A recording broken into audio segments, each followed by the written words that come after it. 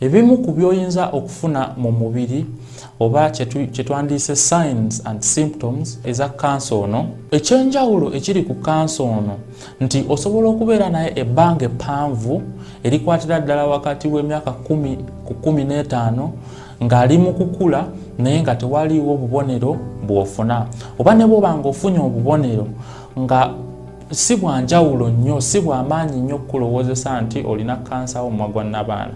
Wabula singa atandika okuleeta obubonero, buno bwe bumu ku bubonero bw'oyinza okufuna. Ekisooka, engeri gy'ovaamu omusaayi ng'omukyala ekyuka.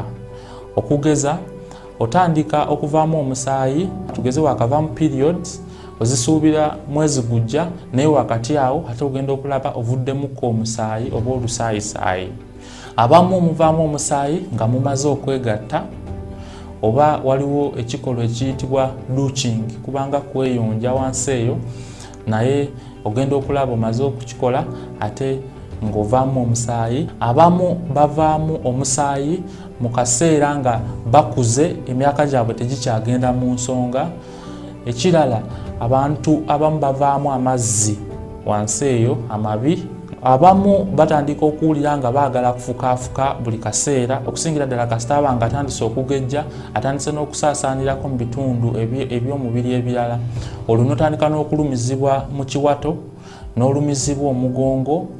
Olumu kasita aba nga asaasaanye, tugeze agenze mawuggwe, agenze mu kibumba, agenze mu byenda, otandika n'okufuna obubonero obwekuusiza ku kifo ky'omubiri eyo gy'abeera agenze.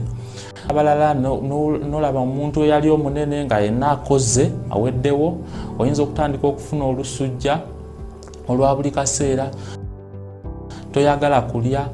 Ebintu ebyo bye bimu ku by'osobola okufuna kansa gy'akoma okugenda ng'akula.